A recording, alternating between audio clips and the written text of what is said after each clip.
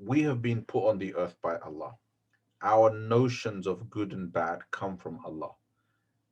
The intellect that we use to process morality comes from Allah subhanahu wa ta'ala.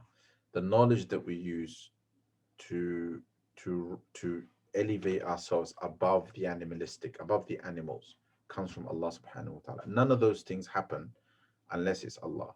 The whole very notion, even the notion of universal good and bad, only exists because Allah subhanahu wa ta'ala endowed that in our fitrah.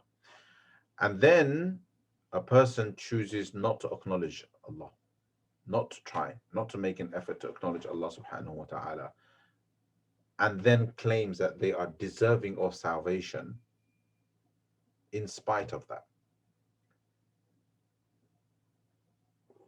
What kind of logic is that? The bottom line is, you either believe in God, or let me put it this way. This is similar to how I explain the problem of evil. Right? A person is one of two things. They either believe in Allah and Islam, or they don't believe in Allah and Islam. Right?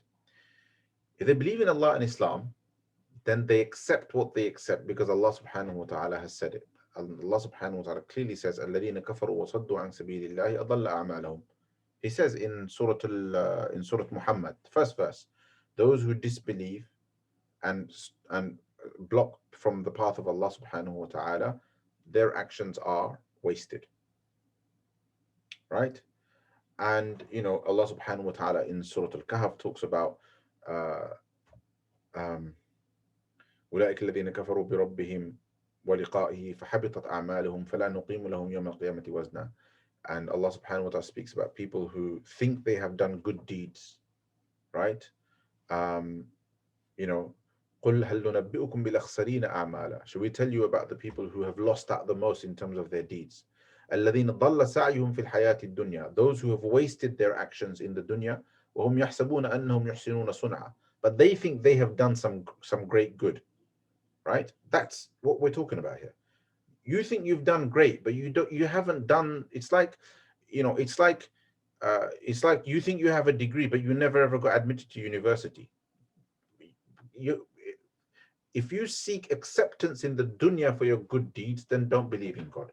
But if you want acceptance by Allah, then it has conditions, and that one of those conditions is that you accept Allah and you accept the religion that Allah subhanahu wa ta'ala has chosen. وَمَنْ يَبْتَغِ غَيْرَ الْإِسْلَامِ دِينًا فَلَنْ يُقْبَلَ مِنْهُ. Anybody that accepts other than Islam as deen, then it will not be accepted. So if you believe in Allah, this is your worldview, this is your narrative, right?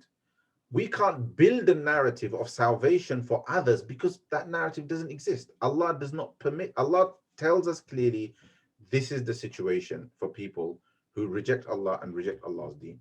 So it's not permitted for us to go against what Allah has said. And we are under no obligation to offer salvation to people who disbelieve in Allah. You and I are under no obligation. I have no obligation to offer a non-Muslim salvation. It's not my job. It's their job to go and seek the truth and get salvation for themselves. Now, a person who rejects Allah insists on rejecting Allah subhanahu wa ta'ala, but then chooses to present as an argument the exclusivity of salvation as a problem. My answer to them is, what's your problem? You don't believe in it anyway. Tell me that you are considering Islam as the truth but have a problem with this, and then we can talk about it. But if you're trying to encourage, so either you do this to kind of pull wool over my eyes and make me think that Islam is somehow morally questionable, but that person has no moral basis to make that accusation because they have not entered into the Islamic moral framework. Oh, universally that's wrong. How can God reject people just because they don't accept Islam? No, God can reject people because they don't accept Islam because God chose Islam for them. Allah chose Islam for us. So these secular kind of atheistic notions are essentially calling upon human beings to be whatever be animals, right? But nobody can say anything to you because, hey, you should be able to be whoever you want to be. All right, this is nonsense. Right? It's just fawda. It's just a chaotic and mad way of thinking. And why subject me to an argument based upon your rejection of my way of life? If you reject my way of life and my worldview, then you stick to it, right? My answer, if a Muslim had that question, then I would say, well, you believe in God. If you don't believe in God, then let's engage in a conversation about why you should believe in God. Let's engage in a conversation about why Islam is the truth. If it's the truth, then you accept it as Allah subhanahu wa ta'ala has given. If the Quran is the true word of Allah subhanahu wa ta'ala, then it is true. Now, one theological question that people ask is it fair? Is it fair for God to do that? That's probably the only question that might have some theological value. But here the problem is that if it comes from the point of view of a worldview of subjecting God to human moral standards, then it's nonsense. But if that question comes from a genuine attempt to try to understand, then we have to have a conversation about fairness and justice first. And then we have to have a conversation about what that means with regards to Allah. Not what it means to me and you as people, but what does justice and fairness means as an action of God, as a divine action. But a simple way for me to put it to a student of knowledge, and you can think about this, is the best way to avoid these conundrums is to seek justification for the actions of Allah in Allah.